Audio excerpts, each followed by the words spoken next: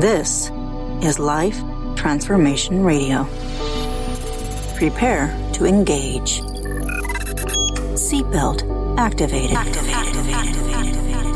Download initiated. Your quantum journey of transformation begins in 3, 2, 1. Welcome to Life Transformation Radio. Hi, I'm Rob Actis, best-selling author of The Law of Action, voice actor, business mindset coach, the podcast whisperer, and Mr. Action himself. Here at Life Transformation Radio, we are committed to share more about real life, love, the power of positivity, romance, and of course, laughter. We care about helping others find their internal drive and purpose. We celebrate life's challenges and overcoming them. On the show, my guests are amazing people who are forces for good in the world around them and live a life of transformation. My guest today does just that. Jetta Blaine is a certified Kambo Practioner. She's also a yoga teacher, Thai bodywork practitioner, and lifestyle integration coach. She has traveled the world studying and living different healing modalities in search of equanimity for her mental and physical health. She is a living example of post-traumatic growth and credits Kambo and plant medicines as the forefront guides on her healing journey to her once crippling PTSD and depression. She hopes to become a catalyst for others on their own paths of self-realization and sees it as her life's dharma to serve Kambo. Jetta, my very dear friend, welcome to Life Transformation Radio. Thank you, Rob, for that wonderful introduction. I am just so happy to be here. Absolutely. So we talk about transformation, and you've had some significant transformations in your life. And I think that mental health is not running rapid, but let's just say that with the pandemic and all the things that have happened in the world over the last couple of years, people's mental health, I will say that a lot of people are struggling right now. Yeah, to say the least. It seems like, I don't know if it's more people are struggling or more people are just coming out about their struggles with it, or they can't ignore that they're struggling any longer, you know? Well, I think through podcasting, and not just this show, but other shows, that we've taken the stigma away from mental health. And I think that's really, really important. I think it is definitely increased.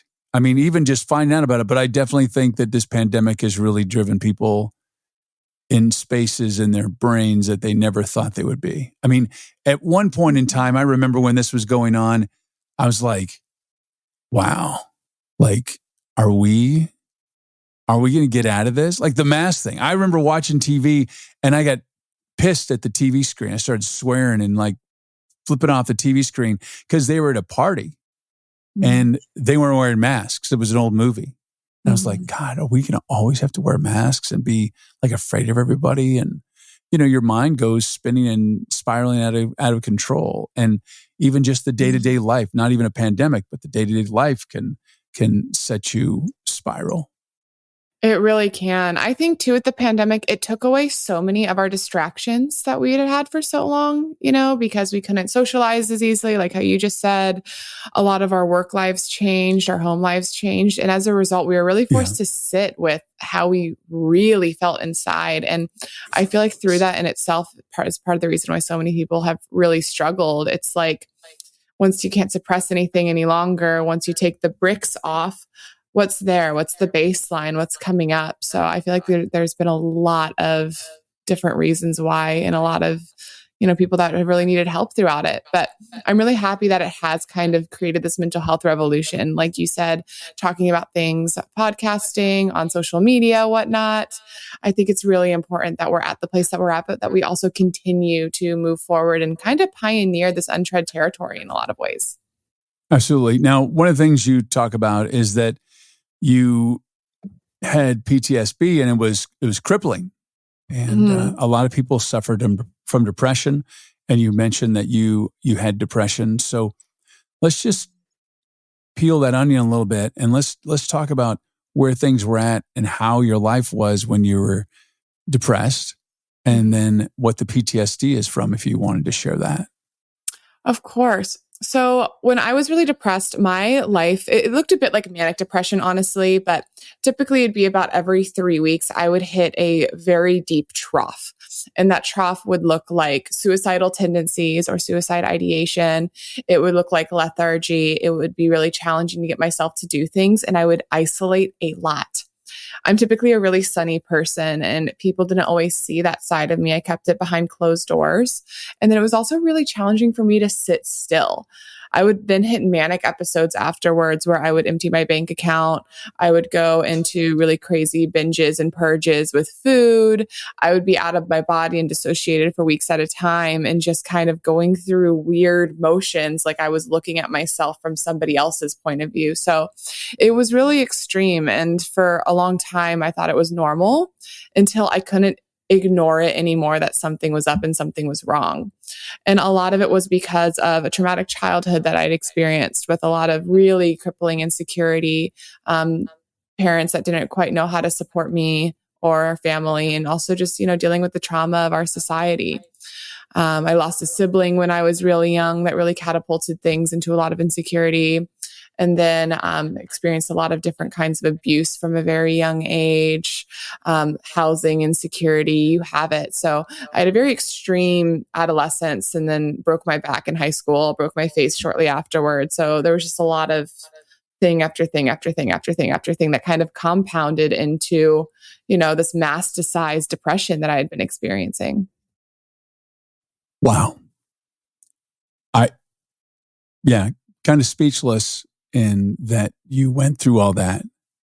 And, you always want to find the words of like, well, I'm sorry that happened to you. And you can't really say that because who you are today is really a part of your past and how you've worked around that or worked with it and worked through it. And so I'm trying to think of the word that I can say. My heart goes out to you, to your child, for what you experienced, and even to the point of your back issues and breaking your face. I mean, that's a whole another ball game. And who I know you to be today is you're this strong, powerful alpha goddess, really just radiating love and energy and flow, and you're a healer. And it's just incredible that you went through what you went through, and now here you are today. And I think that's a really inspiring story, how you have overcome that. Thank you. I appreciate it. It definitely feels like the hero's journey in a lot of ways. I'm not going to lie. A lot of really having to push through, and I didn't know what was on the other side or what even I was pushing through, but a lot of just one foot in front of the other. And at times just having to allow myself to be bulldozed by life. Something that plant medicines have really taught me is that, I'm really grateful for the things that I experienced when I was younger. And I never would have told myself, when I was going through them, that there was some kind of like divine order behind it or a reason, or that I'd be grateful for all the trauma later. You just can't tell a child that when they're being abused.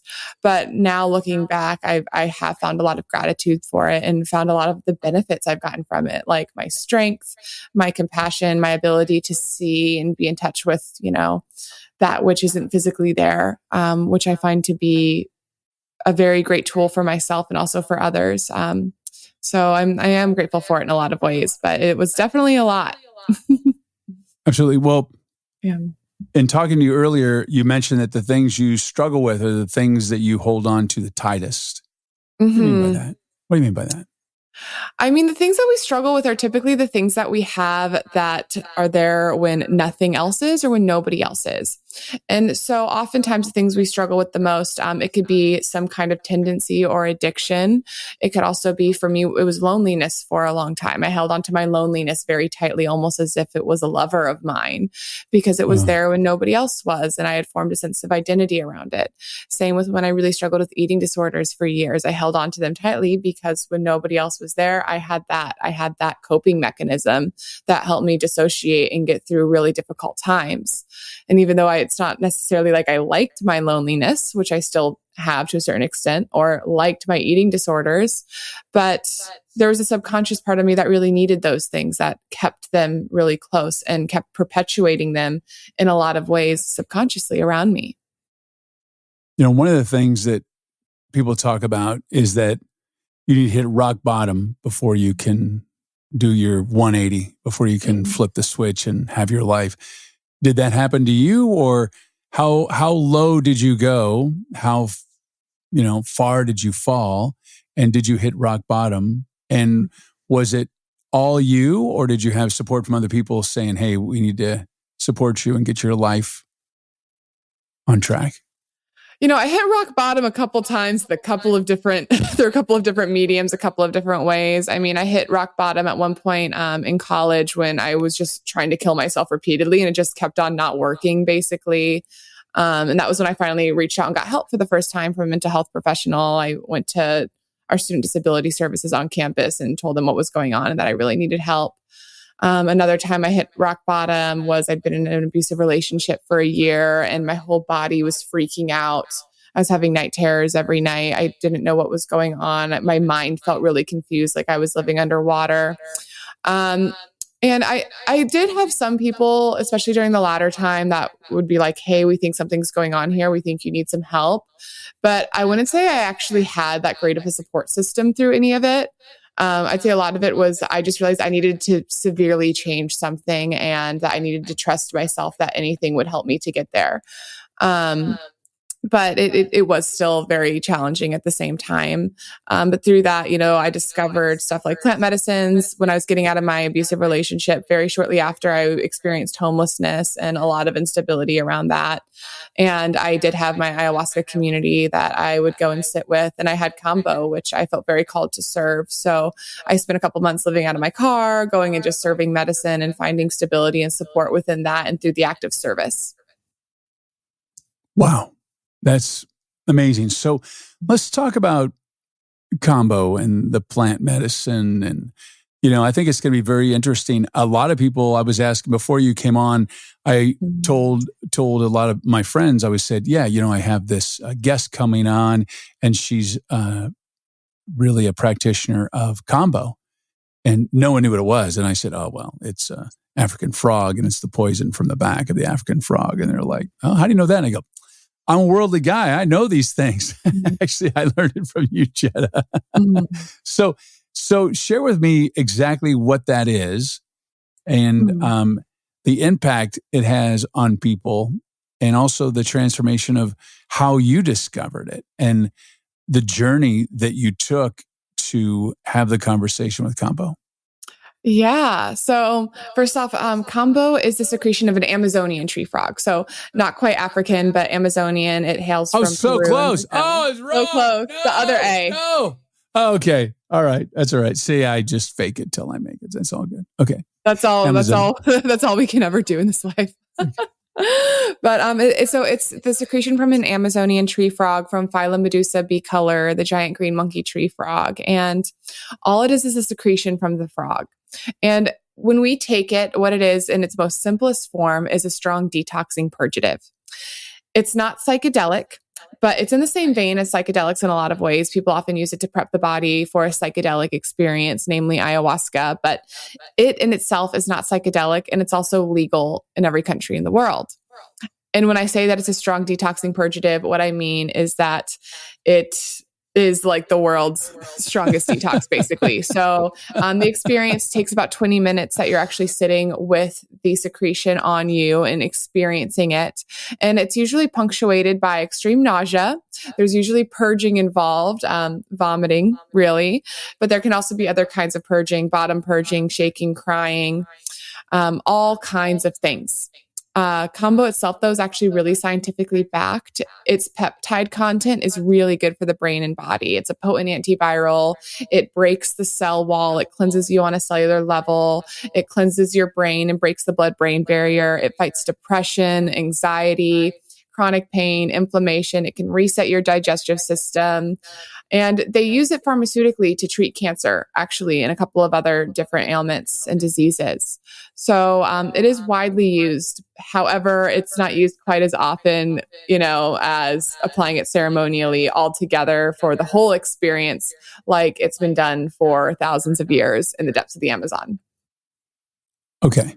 So did you experience Kambo first, and then you're just like, I need to facilitate this for other people? This is a transformative experience, and I'm just curious how you started using it, and then how do you become a practitioner? Because I think about it, and I was humbled just looking at you and thinking of you, and it's a very intimate process, and it's a very vulnerable process. And with the purging, people I would imagine might be self-conscious if it's coming from the top and the bottom. And that's something that, you're there to support them because of their transformation that is available to them and the healing that's available to them. So that's kind of cool. Yeah. As we change our inner world, we change our outer world. And Kambo very much so changes the inner world. The first time I sat with it, I was living in India, and it was really funny. I saw a sign that said Amazonian frog detox, and I looked at my friend and just said, I know what this is and I have to do it. But I didn't know what it was, and I didn't know why I said that. It was like something spoke through me almost, and I was just like, okay, whatever, we're going to do it. And so I sat with it, and I never thought I was going to sit with it again. It was very physical. Kambo does have this otherworldly spiritual component to it that can really help people break through mental blockages, traumas, change the course of their lives in a lot of ways. But, we can't explain that scientifically like how we can with the peptide content that I mentioned earlier. But oftentimes, if people are into psychedelics or the first time they sit with it, they think it's just purely physical and that they can't get other things from it, which just quite frankly isn't true, especially if you continue to sit with it. It really can surprise you in a lot of ways. But the first time I sat with it, I was just like, oh man, these medicines aren't for me. I'm just going to stick with yoga and meditation. And then a year later, a friend asked me to sit with her with Kambo because she didn't want to do it alone. And so I was like, okay, I guess I'll do it again. And it really helped me that second time to purge a lot of abuse that I had experienced that wasn't mine, a lot of trauma that was sitting really deep in my cells. I believe that since Kambo breaks the cell wall, since it cleanses you on such a deep level, it really helps with the cellular memory that we have around different experiences in lives, and then possibly even past lives. That's a part of your belief system. And for me personally, it's helped me realize a lot of ways that I was perpetuating my trauma in my adult life, and just helped me rid myself of all of this energy that was really stuck within my body and creating dishealth. How long ago did you do it? 2018 was my first time sitting with it. Wow. So recently. And I've been serving for a little bit more than a year and a half. So going on 2 years now. And so how widespread is the use of Kambo in the United States? And how widespread is the use of it in the United States right now? Wider than you would think, actually. I always get surprised by some of the people that get in touch with me for ceremony. Like I've served everybody from Apple executives to people who have cancer or to people that have severe depression, anxiety, things of that sort. Also, as like a shamanic medicine, for lack of a better word, it typically has a really interesting way of communicating with people that it's time to sit with it. Like oftentimes people will hear about it and then they'll see frogs or hear frogs croaking or dream about it, and then they'll get in touch with me. It's really amazing. It never gets old hearing about how people first heard about it. I can just imagine someone who's listening here, and here we are talking about an Amazon tree frog that you extract the poison from its back, and you have a ceremony and you experience pretty incredible purging to transform your life. And they're like, what the heck am I listening to right now? I know it sounds so crazy, but really, it's interesting with Kambo because you tell people about Kambo and they have one of three reactions. One reaction is it's like it goes right by their ear and like they don't even hear it, like they're not phased. Another reaction is they're just like, oh yeah, I have to do that. And then the other reaction typically is a what the hell, and they get almost like offended by it because it's different. But one thing that I do want to state is that, this is a medicine that has been used for thousands of years by indigenous tribes in the Amazon. There's a reason it's still around. And even though it goes against our Western paradigm that we have formed when it comes to medicine, that doesn't mean it's not effective. It's just different. And I don't think many people can disagree at this point that our paradigm and approach when it comes to medicine here in the United States isn't as effective as it could be, considering the mental health crisis that we've been experiencing, the opiate crisis that we've been experiencing, all the different chronic illnesses that plague people. Being sick is the normal here. And it's not like our paradigm that we have is really helping people as opposed to just kind of alleviating their symptoms and keeping them in a financial loop so that they keep paying into a system. Kambo's very effective. It's very scientifically backed. It just brings you into a state of discomfort and catharsis, which our system frowns down upon. But maybe that's what we need instead of suppressing everything to allow it to come up and out. Well, I think things are changing rapidly. I know psychedelics are becoming so mainstream right now. Yeah. Like I before this pandemic, I don't think I ever heard anybody in my circle of friends or influence ever talk about the fact that they did psychedelics. Like never. And just all different walks of life. And I've been quite fascinated about that. And I just saw on the news that they are actually doing scientific research on the psychedelics. They're talking about legalization of the mushrooms. Even MDMA, I think is what it's called. The psychological. There's a Netflix show that they're talking about it. Someone just told me about it, but it's just amazing how mainstream it's all becoming. How our consciousness is changing and our conversation is opening up. And it's interesting because when all this stuff crosses your path, there's a reason for it. Like 100%. When the ayahuasca, crosses your path, or the psychedelics crosses your path, it's when the student is ready, the teacher appears, and a lot of people referred to Kambo or psychedelics as the teacher, and so I find it quite fascinating how things are changing. And I also love the fact that the stigma of it is changing, and that, who would have thought in a million years that you'd have a show on Netflix, which is a giant network, and there's multiple shows on psychedelics and mind-altering substances, and really fascinating. So I think people are finally opening their minds, and I think that Western medicine definitely has a whole. That's a whole nother story. I won't even go down that path. But I love the fact, and especially on this show, that we can talk about alternative avenues of getting to where you want to get, which is peace and tranquility and happily ever after. Yeah, I love that too. You've created such a great platform for people to find different ways to transform. The journey to transformation isn't an easy one either, because oftentimes you lose friends, family in the process. And psychedelics can really have the potential, as well as Kambo and frog medicine, to show you how good life can really be. They can get you in touch with your actual desires without the influence of the people that you grew up with and have surrounded yourself by, or the standards of society. But it's up to each person in their individuality to implement whatever lessons that they get from their psychedelic experience or from their Kambo experience to actually get there tactfully and in real life. There is a certain level, I believe, with these medicines that allow people to just kind of walk through that doorway on their own, because they do work on an energetic level, very real, but there's still a lot of really deep hard work that's involved.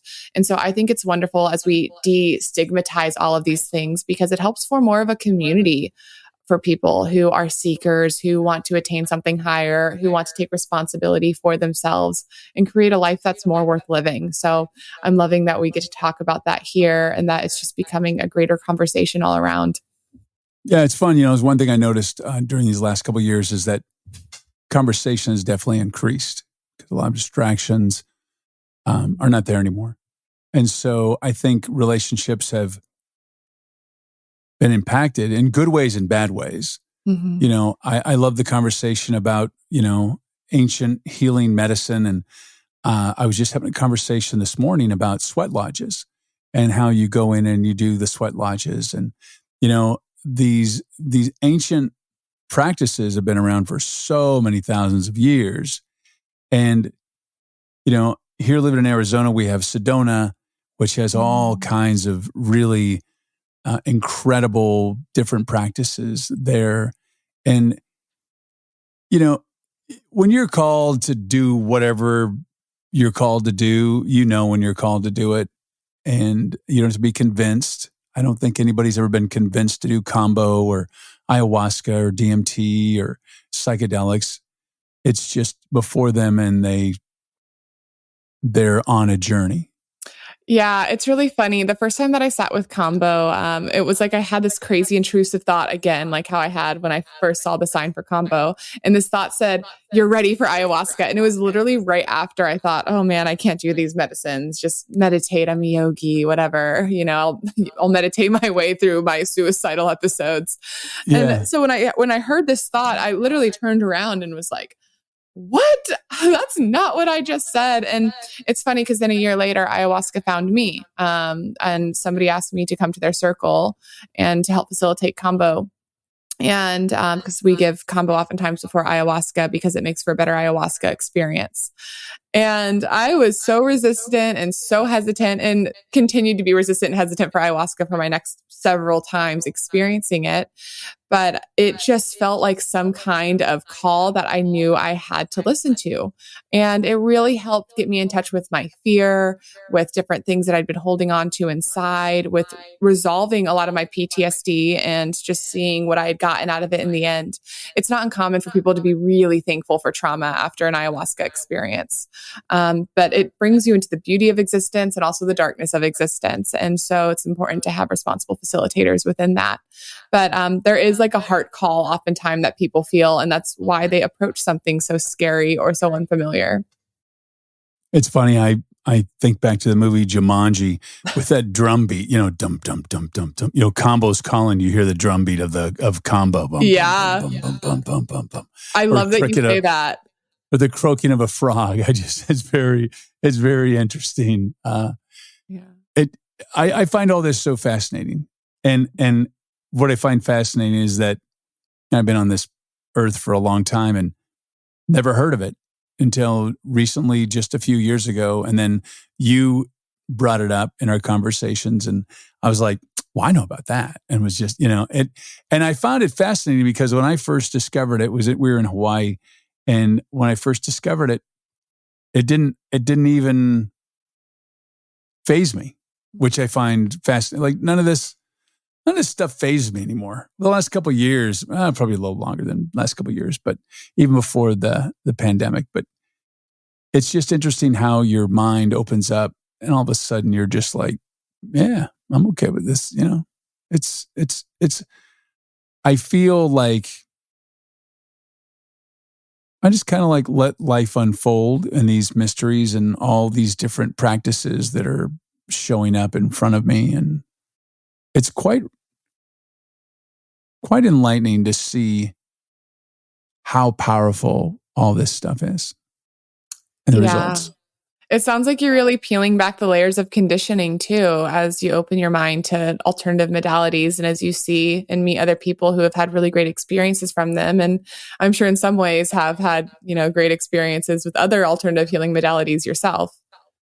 Yeah, I will say, I had a blood clot and I was supposed to die and I didn't die, which I'm really happy I didn't die. Me too.